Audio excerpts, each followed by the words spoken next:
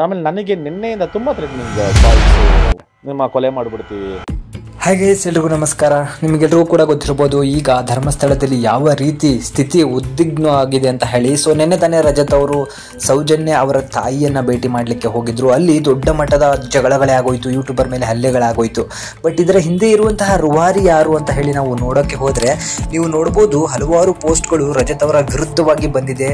So ಫೇಸ್ಬುಕ್ಗಳಲ್ಲಿ, ಇನ್ಸ್ಟಾಗ್ರಾಮ್ಗಳಲ್ಲಿ. So ಆ ವ್ಯಕ್ತಿ ಅದು ಒಬ್ಬರು ಹೆಣ್ಣು ಅನ್ನೋದು ಸಿಕ್ಕಾಪಟ್ಟೆ ದೊಡ್ಡ ವಿಚಾರ ಆಗುತ್ತೆ. ಯಾಕಂತ ಹೇಳಿದ್ರೆ ಹಲವಾರು ಜನ ಕರಾವಳಿ ಸೈಡನ್ನು ಸಿಕ್ಕಾಪಟ್ಟೆ ಒಳ್ಳೆಯ ಜನರು, ಅಲ್ಲಿರುವಂತಹ ಎಲ್ಲ ಜನರು ಕೂಡ ಸಿಕ್ಕಾಪಟ್ಟೆ ಹೊಂದಾಣಿಕೆಯಿಂದ ಇರ್ತಾರೆ, ಯಾರನ್ನೂ ಕೂಡ ದ್ವೇಷ ಮಾಡೋದಿಲ್ಲ ಅಂತ ಹೇಳಿ. ಬಟ್ ಈ ಒಬ್ಬ ಹೆಂಗಸು ಯಾವ ರೀತಿ ಕರಾವಳಿಯನ್ನು ಕೆಟ್ಟ ರೂಪದಲ್ಲಿ ತೋರಿಸ್ತಿದ್ದಾರೆ ಅಂತ ಹೇಳಿದ್ರೆ ನಿಜಕ್ಕೂ ಕೂಡ ನಮಗೆ ಭಯ ಆಗ್ತಾ ಇದೆ. ಯಾಕಂತ ಹೇಳಿದ್ರೆ ಒಬ್ಬ ಸೆಲೆಬ್ರಿಟಿಗೆ ಈ ಥರ ಒಂದು ಧೈರ್ಯವಾಗಿ ಒಂದು ಸೋಷಿಯಲ್ ಮೀಡಿಯಾದಲ್ಲಿ ಆವಾಸ ಹಾಕುವಂತಹ ಅಥವಾ ಥ್ರೆಡ್ ಮಾಡುವಂತಹ ಒಂದು ಸಿಚುವೇಶನ್ಗೆ ಬಂದ್ರೂ ಕೂಡ ಯಾರೂ ಕೂಡ ಇವರ ವಿರುದ್ಧ ಏನನ್ನೂ ಕೂಡ ಮಾತಾಡ್ತಾ ಇರೋದು. ಸೊ ನಿಮಗೆ ಉದಾಹರಣೆಗೆ ನೋಡ್ತಾ ಹೋಗ್ಬೋದು, ಇಲ್ಲಿ ನೋಡ್ರಿ, ಶಾರದಾ ಭಟ್ ಅನ್ನೋ ಒಂದು ಮಹಿಳೆ, ಇವರೇ ಈಗ ರಜತ್ ಅವರಿಗೆ ಥ್ರೆಡ್ ಅನ್ನ ಮಾಡಿರುವಂಥದ್ದು. ಇವರು ಥ್ರೆಡ್ ಅನ್ನ ಮಾಡಿದ ನಂತರವೇ ಅವತ್ತು ರಾತ್ರಿ ರಜತ್ ಅವರ ವಿರುದ್ಧವಾಗಿ ಅಥವಾ ರಜತ್ ಅವರ ಪರವಾಗಿ ಯಾರು ನಿಂತು ಅವರಿಗೆ ಹೊಡೆದಿರೋದು ಕೂಡ ಈ ಒಂದು ವಿಚಾರಗಳು ನಡೆದಾದ ನಂತರ. ಇವರು ಏನೇನು ಮಾತಾಡಿದ್ದಾರೆ ಅಂತ ಹೇಳಿ ನೋಡ್ಕೋತಾ ಹೋಗೋಣ ಮೊದಲಿಗೆ.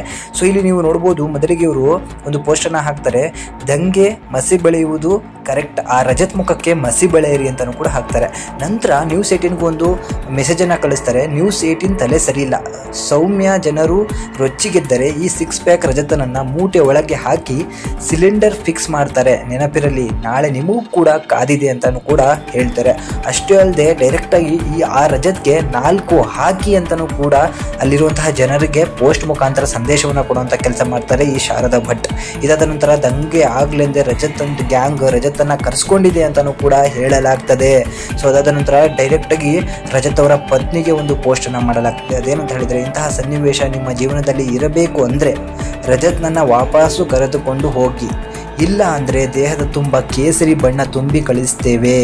ಯಾವ ಗಟಾರದಲ್ಲಿ ಹುಟ್ಟಿದವನು ಇವನು, ಕೊಚ್ಚೆಗೆ ಕೊಚ್ಚೆ ಸಾತ್ ಅನ್ನೋ ಒಂದು ವಿಚಾರವನ್ನು ಕೂಡ ಇವರು ಬರ್ಕೊಂಡಿರ್ತಾರೆ. ಇದಾದಮೇಲೆ ರಜತ್ ಅವರ ಪತ್ನಿಯ ಮೇಲೂ ಕೂಡ ಇವರು ಇನ್ನೊಂದು ಪೋಸ್ಟನ್ನು ಹಾಕ್ತಾರೆ. ರಜತ್ ಅವರ ಪತ್ನಿಯನ್ನು ಎದುರಿಸಿಕೆ ಹೋಗೋಕ್ಕೆ ಬಿಗ್ ಬಾಸ್ ರಜತ್ ಅವರ ಪತ್ನಿ ಹೆಸರು ಅಕ್ಷತಾ. ಇವರು ರಜತ್ ಅವರನ್ನು ಪ್ರೀತಿಸಿ ಮದುವೆಯಾಗಿದ್ದಾರೆ. ಇಬ್ಬರಿಗೂ 2 ಮಕ್ಕಳಿದ್ದಾರೆ, ಒಂದು ಗಂಡು ಮತ್ತು ಒಂದು ಹೆಣ್ಣು. ಗಂಡ ಬೇಕು ಅಂದರೆ ರಿಟರ್ನ್ ಕರೆಸ್ಕೊಳ್ಳಿ ಅಕ್ಷತಾ ಅವರೇ, ಇದು ಮಂಡ್ಯ ಅಲ್ಲ ಕರಾವಳಿ ಅಂತಾನು ಕೂಡ ಅವರನ್ನು ಮೆನ್ಷನ್ ಮಾಡಿಬಿಟ್ಟು ಹೇಳ್ತಾರೆ. ಸೊ ಇದಾದಮೇಲೆ ಇನ್ನೊಂದು ಥ್ರೆಡ್ಡಿಂಗ್ ಅಂತ ಹೇಳಿದ್ರೆ, ಬಿಗ್ ಬಾಸ್ ರಜತ್ ಎಂಟ್ರಿ ಬೇಡವಾಗಿತ್ತು ರಜತ್ ಅವರೇ, ಇದು ಟಿವಿ ಶೋ ಅಲ್ಲ, ನೀವು ಎಷ್ಟಕ್ಕೆ ಸೋಲ್ಡ್ ಔಟ್ ಎಂದು ಗೊತ್ತಿಲ್ಲ, ಆದರೆ ಬರೋ ಸಾಹಸ ಮಾಡಿ ನಾಳೆ ಕೈ ಕಾಲು ಹೋದ್ರೆ ಮಂಜುನಾಥನೇ ಕಾರಣ, ನೆನಪಿಡಿ, ಅಣ್ಣಪ್ಪ ಸ್ವಾಮಿ ಬಿಡೋದು ಇಲ್ಲ, ಇಂತಹ ನಾಲಾಯಕ್ ಅವರು ಹೋರಾಟಗಾರರು ಅಂತಲೂ ಕೂಡ ಇವಮ್ಮ ಬರ್ಕೋತಾಳೆ. ಇವರ ಏಜಿಗೆ ಒಂದು ಮರ್ಯಾದೆನ ಕೊಡ್ಬೋದಿತ್ತು, ಬಟ್ ಇವರು ಮಾಡ್ತಿರುವಂತಹ ಕೆಲಸಕ್ಕೆ ಮರ್ಯಾದೆನೂ ಇಲ್ಲ. ಇವಳು ಹೆಂಗಸು ಅನ್ನೋದು ನೋಡ್ದೇನೆ ಇವಳನ್ನು ಅರೆಸ್ಟ್ ಮಾಡಬೇಕು, ಇವಳನ್ನ ವಿಚಾರಣೆ ನಡೆಸಬೇಕು. ಎಲ್ಲಾದರೂ ಈ ಒಂದು ಘಟನೆಯ ಹಿಂದೆ ಇವಳ ಕೈವಾಡ ಇದ್ರೆ ಇವಳಿಗೆ ಶಿಕ್ಷೆ ಆಗಲೇಬೇಕು ಅಂತ ಹೇಳಿ ನಾವು ಕೇಳ್ಕೊತೀವಿ. ಇದ್ರ ಬಗ್ಗೆ ನಿಮಗೆ ಅನಿಸುತ್ತೆ ಕಮೆಂಟ್ ಮಾಡಿ ತಿಳಿಸಿ.